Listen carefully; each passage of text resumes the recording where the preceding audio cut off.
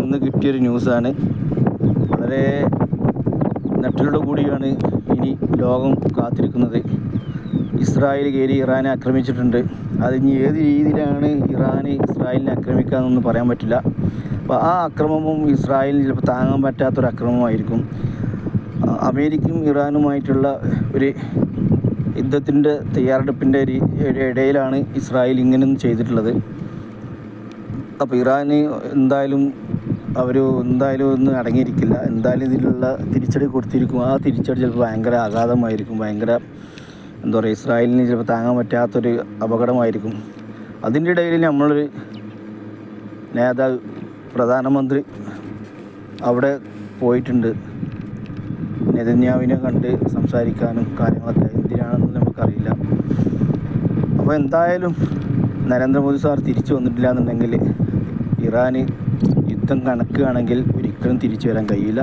അത് അവസാനിക്കുന്നവരെ ഇസ്രായേൽ തുടരേണ്ടി വരും. ഇനി കണ്ടറിഞ്ഞ് കാണാൻ എന്താണ് എങ്ങനെയെന്നുള്ളത്.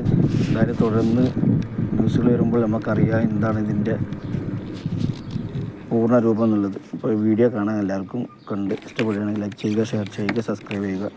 ഓക്കെ. ഇറാനിൽ ഇസ്രായേലിന്റെ ആക്രമണം എന്നുള്ള ഏറ്റവും പ്രധാനപ്പെട്ട വിവരമാണ് ഈ ഘട്ടത്തിൽ പുറത്തുവരുന്നത്. ടെഹ്റാൻ നഗരത്തിൽ വൻ സ്ഫോടനങ്ങൾ സംഭവിക്കുന്നു. കഴിഞ്ഞ കുറേ ദിവസങ്ങളായുള്ള അഭ്യൂഹങ്ങളാണ്. കഴിഞ്ഞ ദിവസമാണ് ജനീവയിൽ 3ാം ഘട്ട ചർച്ച ഇതുമായി ബന്ധപ്പെട്ട് US-ഉം ഇറാനുമായി നടന്നത്. ആ ചർച്ചയും പരാജയപ്പെട്ട പശ്ചാത്തലത്തിലാണ് പിന്നീട് ഡൊണാൾഡ് ട്രംപ് ഇതുമായി ബന്ധപ്പെട്ട് ഏത് നിമിഷവും ആക്രമണം ഉണ്ടാകുമെന്നുള്ള മുന്നറിയിപ്പ് നൽകിയത്. ഇതേ തുടർന്ന് ഇപ്പോൾ ഇറാനെ ഇസ്രായേൽ ആക്രമിച്ചിരിക്കുന്നു ആയിരിക്കും ഈ പ്രീഎംപ്റ്റീവ് സ്ട്രൈക്ക് നടത്തിയിരിക്കുന്നത്. പക്ഷെ ഇറാനെ സംബന്ധിച്ചിടത്തോളം ഇറാനിൽ വലിയ കാലത്തോളം മുന്നേ വനിതകളുടെ വലിയ പ്രക്ഷോഭം, ലക്ഷക്കണക്കിന് സ്ത്രീകൾ പ്രക്ഷോഭത്തിന് ഇറങ്ങിയതാണ്. അതിന് പിറകെയാണ് കഴിഞ്ഞ നാളുകളിൽ അവിടെ വലിയ രീതിയിലുള്ള പ്രക്ഷോഭം നടക്കുകയും ആയിരക്കണക്കിന് ആൾക്കാർ കൊല്ലപ്പെടുകയൊക്കെ ചെയ്തത്. അതുകൊണ്ട് തന്നെ അവിടുത്തെ ഇസ്ലാമിക ഭരണകൂടത്തെ അട്ടിമറിക്കാനുള്ള നീക്കങ്ങൾ നടന്നുകൊണ്ടിരിക്കുന്ന സമയം കൂടിയാണ്. ആയത്തുള്ള ഖൊമേനി, ഇറാന്റെ പരമോന്നത നേതാവ്, ബങ്കറിനുള്ളിൽ ഒളിവിലാണ്. അവരുടെ പ്രമുഖ നേതാക്കൾ, അവരുടെ പ്രസിഡന്റ് മസൂദ് പെസസ്കിയാൻ അടക്കം ബങ്കറുകളിലേക്ക് പോയെന്നാണ് റിപ്പോർട്ടുകൾ വരുന്നത്. സ്വാഭാവികമായിട്ടും കഴിഞ്ഞ തവണ ആക്രമിച്ചപ്പോൾ ഇസ്രായേൽ ആദ്യം കയറി ആക്രമിച്ചത് അവിടുത്തെ സൈന്യാധിപന്മാരെയും ആണവ ശാസ്ത്രജ്ഞരെയുമാണ്. അവര് താമസിക്കുന്ന സ്ഥലങ്ങൾ കൃത്യമായി കണ്ടെത്തി അതൊക്കെ തകർത്ത് അവരെയൊക്കെ കൊല്ലുകയായിരുന്നു.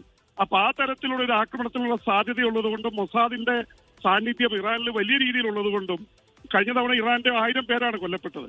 അപ്പൊ ഇറാൻ ഇത്തവണ വളരെ സൂക്ഷിച്ച് അവരവിടെ മൊബൈൽ ഫോൺ